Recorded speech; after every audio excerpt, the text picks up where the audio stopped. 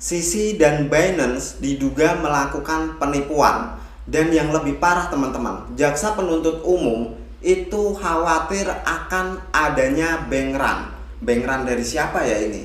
Buat kalian yang penasaran bagaimana uang receh itu ngupas untuk semuanya, simak penjelasan uang receh sampai akhir. Dan tentunya buat kalian yang belum subscribe channel uang receh, mari bersama-sama kita dukung channel uang receh dengan klik tombol subscribe-nya. Dan jangan lupa nyalakan ikon loncengnya agar setiap channel uang receh itu upload video terbaru, kalian langsung dapat notifikasinya guys. Tanpa berlama-lama kita masuk ke beritanya. Dilansir dari CoinDesk Finance, di sini kita bisa melihat Binance confess US fraud charge, but prosecutor worry about risk of bank run. Semafor. Nah, di sini kita bisa melihat teman-teman, untuk artinya kurang lebih Binance diduga melakukan tindak pidana tindak perdata penipuan atau tindak pidana penipuan, dan jaksa penuntut umum khawatir akan adanya resiko bank run. Bank run dari siapa teman-teman? Jelas di sini karena mereka itu menuntut sisi, bank run-nya jelas dari pihak Binance teman-teman. Nah, melihat berita seperti ini, sekali lagi apa yang harus kita lakukan? Yang pertama kali harus kita lakukan adalah cek keabsahan beritanya. Berita tersebut datang dari mana? Sumbernya dari mana? Terpercayakah atau enggak? Sekali lagi uang receh akan jelaskan seperti itu teman-teman di setiap video uang receh. Jika kalian itu menemukan FAT, kalian harus cek, recheck, dan cross check teman-teman. Karena apa? Di sini FAT itu pastinya tujuan utama dari sebuah FAT itu adalah menebar fear, menebar ketakutan di antara para investor, terutama investor retail. Dengan tujuan apa teman-teman? Kalau kita berinvestasi di aset yang tepat, terutama Bitcoin, kita mendapatkan fear seperti itu. Artinya ada kemungkinan besar mereka yang dibalik dalam yang menggunakan media mereka untuk menebar fear, mereka ada kemungkinan besar melakukan serok di saat harga dip teman-teman. Dan hal itulah biasanya yang diinginkan oleh mereka yang punya uang besar. Dengan menggoreng media, dengan melakukan atau menebar berita-berita buruk teman-teman yang berkaitan dengan sebuah industri. Sebenarnya hal ini tidak hanya terjadi di cryptocurrency, di saham, di segala bentuk investasi sebenarnya ada teman-teman. Jadi yang perlu kita lakukan adalah cek keabsahan beritanya. Yang kedua yang harus kita lakukan, karena berita ini menyinggung tentang Sisi dan Binance, ada perlunya kita cross check ke Sisi dan Binance teman-teman. Benarkah berita ini? Mereka menanggapinya seperti apa? Konfirmasi dari mereka seperti apa? Setelah uang receh cek di Twitternya Sisi, di sini Sisi itu adalah seseorang yang simpel kalau menurut uang receh. Pertama kali menanggapi Twitter itu menanggapi berita tersebut, Sisi itu meng-tweet angka 4. Tentunya buat kalian yang sudah mengikuti Sisi sejak dulu sudah tahu arti dari angka 4. Arti dari angka 4 yang dimaksudkan adalah 4 jenis yang termasuk education yang pertama, yang kedua adalah compliance, yang ketiga product and services, yang keempat ignore fact, fake news, attack and extra. Nah, dari konfirmasi Sisi ini teman-teman, kita bisa mengesimpulkan bahwa berita yang dirilis atau berita yang sekarang ini sedang menjadi ketakutan di para pelaku industri cryptocurrency sehingga membuat harga Bitcoin itu kembali terkoreksi ke level 29 ribuan teman-teman, itu adalah berita fake. Itu adalah FAT, hanya untuk menebar fear. Sekali lagi teman-teman, buat kalian, kita berkaca dari masa lalu. Sisi memang berselisih dengan Amerika Serikat, katakanlah dengan SEC dan yang lain sebagainya. Memang ada indikasi Sisi itu melakukan yang namanya insider trading, tapi ini hanya indikasi teman-teman. Selain itu Binance US juga katanya itu ada indikasi melakukan atau menarik investor Amerika Serikat untuk berinvestasi di Binance Global. Sedangkan hal itu harusnya tidak boleh. Amerika Serikat atau warga Amerika Serikat hanya boleh berinvestasi di negara Amerika Serikat atau di Binance US, bukan masuk ke ranah Binance Global.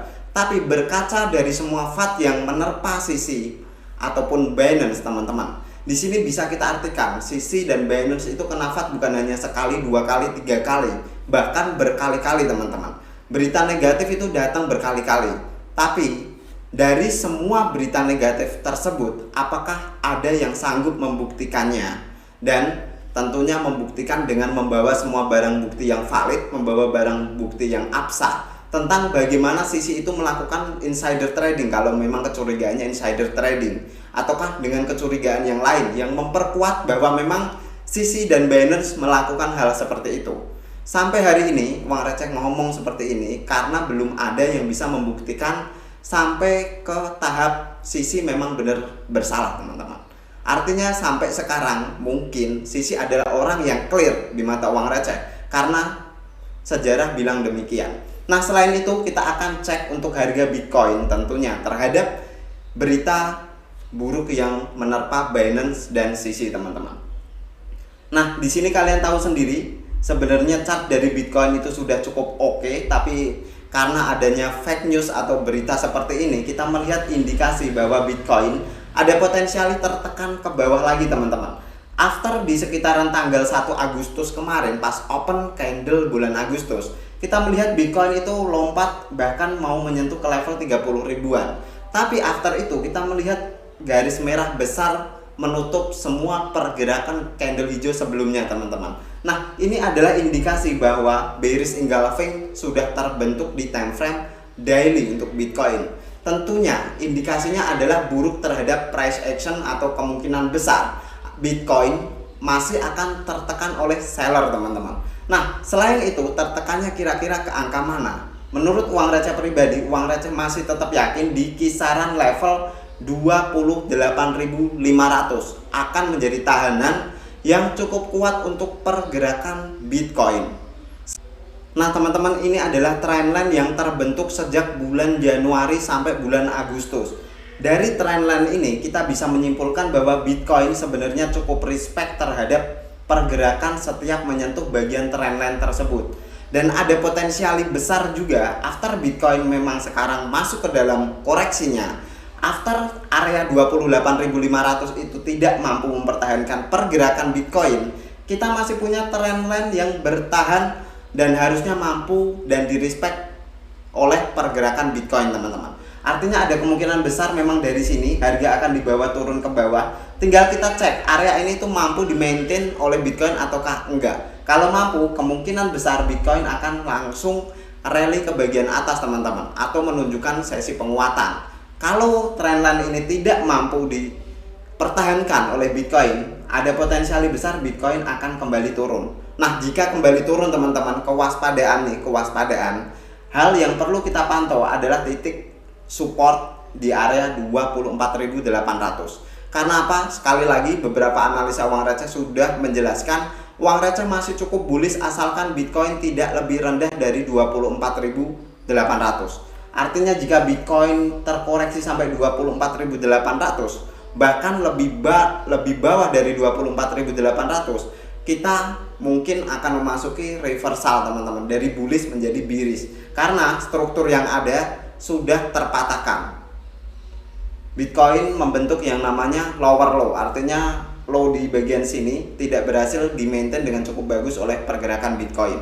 Nah, selain itu, untuk Bitcoin menguat lagi, titik yang perlu kita pantau, teman-teman, adalah angka psikologis di level 29.800 sampai 30 ribuan. Karena apa? Area 30 ribuan uang receh masih consider. Area 30 ribuan adalah area yang cukup harusnya memberikan tekanan jual terhadap Bitcoin di time frame daily, teman-teman. Karena di level 30 ribuan kita melihat itu secara price action Bitcoin mengalami konsolidasi yang cukup lama di sekitaran area sana. Dan hal ini sekali lagi mengindikasikan masih cukup banyak order sell yang tertinggal di sekitaran level 30 ribu. Sebelum kembali bullish 30 ribu harus break dan Bitcoin mungkin bisa mencapai ke level 31.000 atau bahkan 32.000. Nah, selain itu kita akan bahas BNB tentunya karena FAT ini menyinggung tentang Sisi dan Binance. Harusnya BNB juga ikut terpengaruh, teman-teman. Nah, melihat dari price action BNB sebenarnya dibilang terpengaruh, ya, kita melihat terpengaruh itu sejak di tanggal 1 kita melihat kenaikan BNB sempat menyentuh ke level 248 dan after ada FAT kita melihat dari 248 BNB langsung koreksi sampai ke kisaran level 236. Artinya koreksi kurang lebih 12 US dollar hanya dalam waktu 1 hari.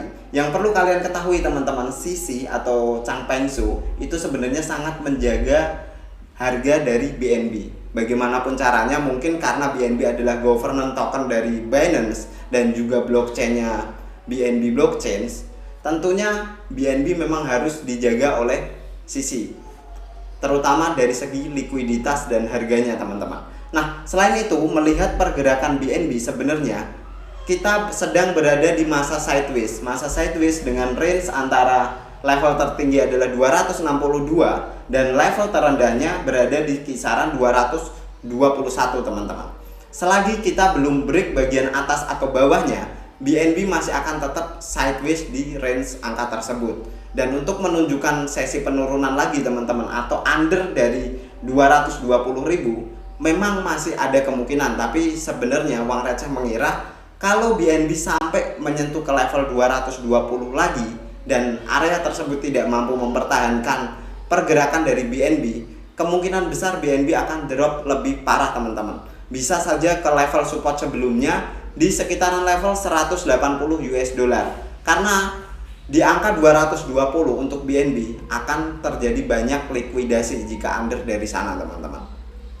Nah, selain itu untuk BNB kembali bullish, titik yang perlu kita pantau adalah level resisten di bagian atasnya. Karena kita melihat sebelum BNB itu terkoreksi parah, kita melihat BNB sempat melakukan konsolidasi meskipun hanya sebentar di kisaran level 262. Jika BNB mau naik ke atas, dia harus break terlebih dahulu area ini, dan after itu kita masih mempunyai satu resisten lagi di sekitaran area 281 teman-teman.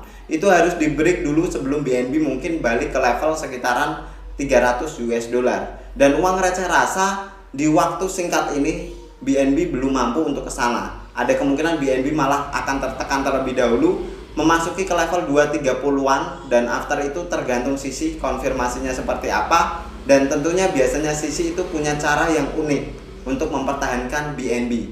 Salah satunya mungkin dengan mengadakan launchpad ataupun launch pool teman-teman. Nah, kesimpulan dari video ini, kita sama-sama tahu sisi Binance dan SEC atau mungkin pemerintahan Amerika Serikat memang belajar dari sejarah hampir tidak pernah akur. Artinya ada sesuatu yang dituntut oleh pemerintah Amerika Serikat, tapi secara regulasi atau secara peraturan belum begitu jelas. Mungkin hal tersebut teman-teman yang dirasa oleh Binance sendiri selaku perusahaan mungkin yang mau mendekati instansi pemerintah agak sedikit ragu dengan apa yang mau diberikan, karena secara peraturan belum ada.